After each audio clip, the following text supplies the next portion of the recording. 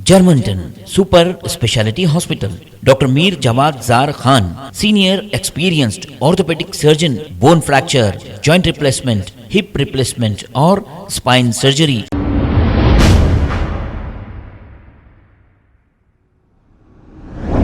Congress leader Mateen Sharif ने अपना एक बयान जारी करते हुए चीफ मिनिस्टर केसीआर को तनकीद का निशाना बनाया। आइए देखते हैं ये रिपोर्ट।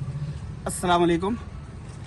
मैं ऐसे 25 मुकामात की निशानदही किया हूँ जिसके ताल्लुक से केसीआर साहब ने कभी वादे किए थे या उस मुकाम पर ठहर कर वादा किया था या उस मुकाम के ताल्लुक से वादा किया था। तो मैं मुसलमानों को उसी मुकाम पर जाके ठहर के केसीआर साहब के वादे याद दिलाना चाहूँगा। अभी आज मैं हुसैन शाह वली रहमतुल्लाह अलैह की दरगाह के सामने उस ज़मीन पर हूँ जिसकी कभी 1654 एकड़ वक्फ लैंड हुआ करती थी।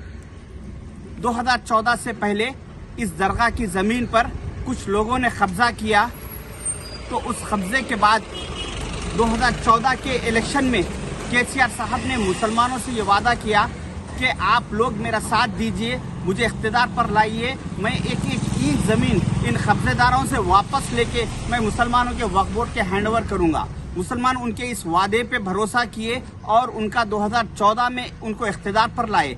इख्तिदार पर आने के बाद 2014 के बाद जब इस दरगाह की ज़मीन का केस सुप्रीम कोर्ट में चल रहा था, वक्फ बोर्ड वो केस जीतने के मौकूफ में आ चुका था। उस वक्त केसीआर साहब ने इस केस में एंट्री ली और कहा कि ये ज़मीन तेलंगाना गवर्नमेंट की है बल्कि वक्फ बोर्ड की नहीं होती। और वक्फ बोर्ड के सारे एडवोकेट्स को और सारे स्टाफ को उन्होंने वार्निंग देके उन्होंने खामोश बिठा दिया और कहा कि सुप्रीम कोर्ट में किसी किस्म का कोई तुम्हारी तरफ से आर्गूमेंट नहीं होना और तुम लोग खामोशी इख्तियार करना। तो उनके इस वार्निंग के बाद वक्फ बोर्ड पूरा साइलेंट हो गया। जब फैसले का वक्त आया 8 फरवरी 2022 को सुप्रीम कोर्ट में, तो वक्फ बोर्ड के एडवोकेट्स ने कोई आर्गूमेंट नहीं किया और केसीआर साहब के एडवोकेट्स आर्गूमेंट करते हुए ये केस में कामयाबी हासिल की।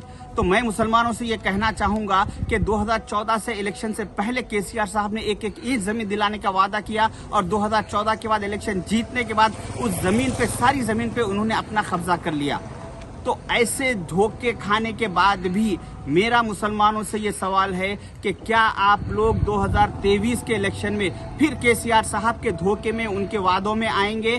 क्योंकि इस एक ज़मीन से, ये एक दरगाह की एक ज़मीन से, ये आप सियासत पेपर में देख सकते हो, ज़मीन की तफसील आई थी 8 फरवरी 2022 को, जिससे 50,000 करोड़ से ज़्यादा का मुसलमानों का केसीआर साहब ने नुकसान किया। तो मेरी गुजारिश है कि आप लोग केसीआर साहब के वादों में मत आइए। शुक्रिया, खुदा हाफिज।